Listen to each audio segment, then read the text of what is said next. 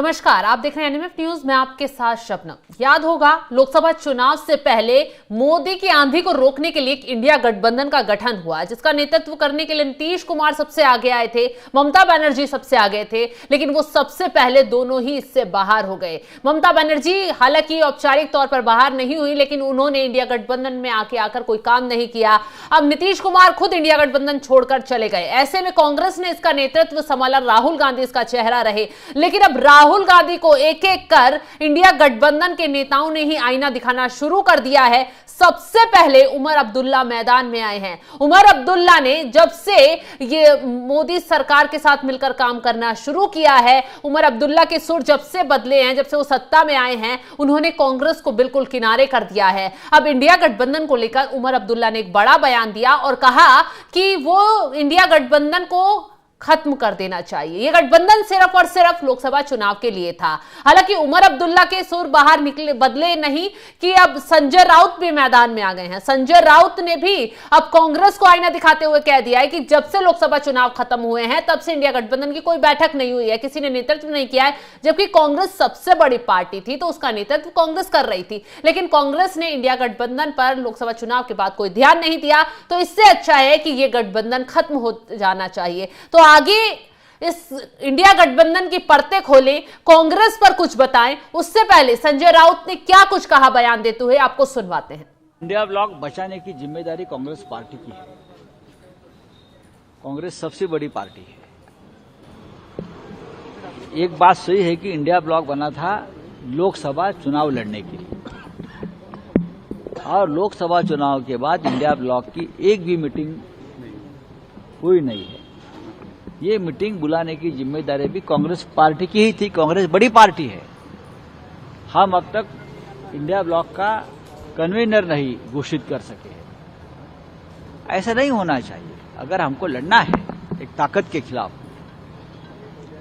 तो हमको ये सब बातें ध्यान में रखनी चाहिए।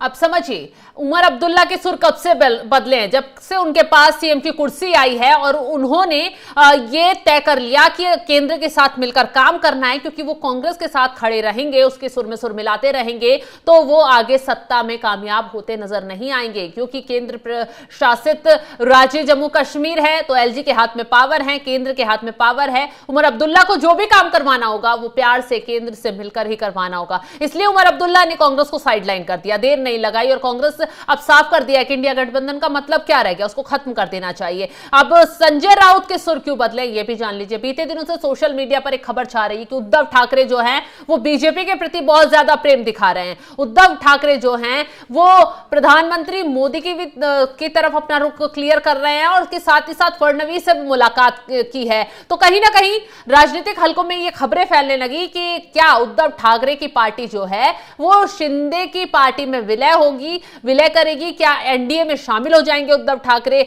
इन खबरों को और तूल तो अब मिलना शुरू हो गया है जब संजय राउत जैसे नेता ने भी फडणवीस की तारीफ की, उनके कामकाज की तारीफ की। जबकि ये धुर विरोधी नेता बन गए थे, एक दूसरे के खिलाफ जमकर बयानबाजी कर रहे थे। संजय राउत समय समय पर फडणवीस के खिलाफ जमकर जहर उगलते हुए नजर आते थे, लेकिन अचानक ही संजय राउत के सुर जो है नरम हुए, और अब उन्होंने इस बात को और क्लियर कर दिया है जब राहुल गांधी और इंडिया गठबंधन को आईना दिखाते हुए कहा कि इंडिया गठबंधन को खत्म कर देना चाहिए, इसका कोई मतलब नहीं रह गया है। तो कहीं ना कहीं इससे यह बात इशारा कर रही है कि क्या उद्धव ठाकरे कोई बड़ा खेल करने वाले हैं, क्या उमर अब्दुल्ला कोई खेल करने वाले हैं। क्योंकि दोनों ही नेताओं के सुर अचानक से बदलते हुए नजर आ रहे हैं। ये वही नेता हैं जो लोकसभा चुनाव के दौरान मोदी को जमकर कोस रहे थे, उनकी नीतियों पर सवाल उठा रहे थे, लेकिन अचानक जब उमर अब्दुल्ला को सत्ता मिली तो उनके सुर भी बदल गए। और अब उद्धव ठाकरे जब महाराष्ट्र में कांग्रेस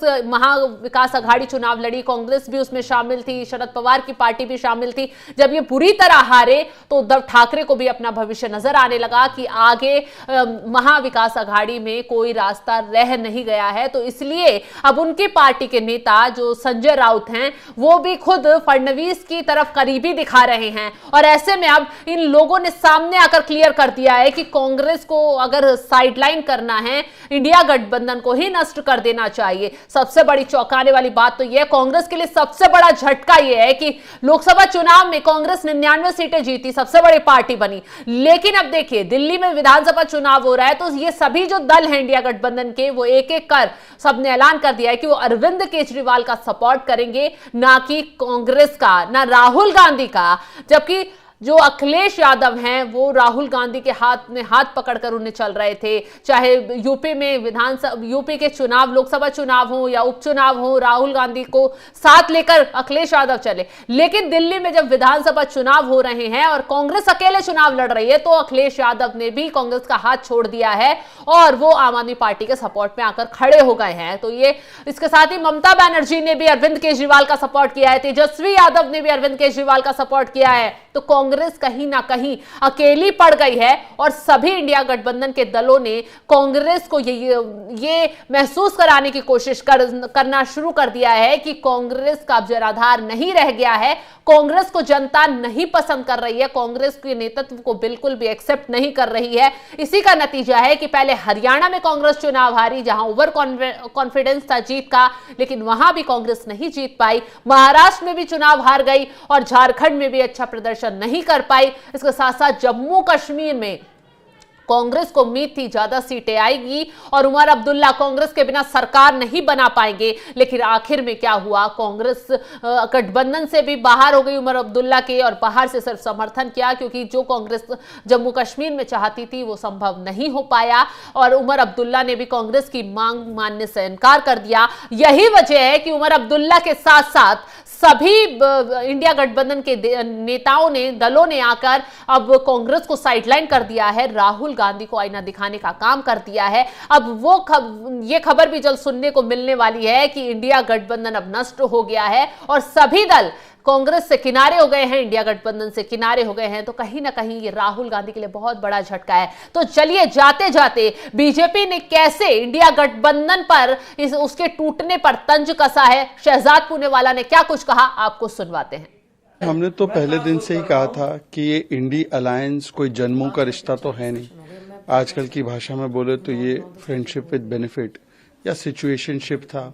अब हर रोज कोई ना कोई इंडी अलायंस का साथी आकर ये कहकर चला जाता है कि इंडी अलायंस कब्र में दफन हो गया, इंडी अलायंस कब्र में दफन हो गया।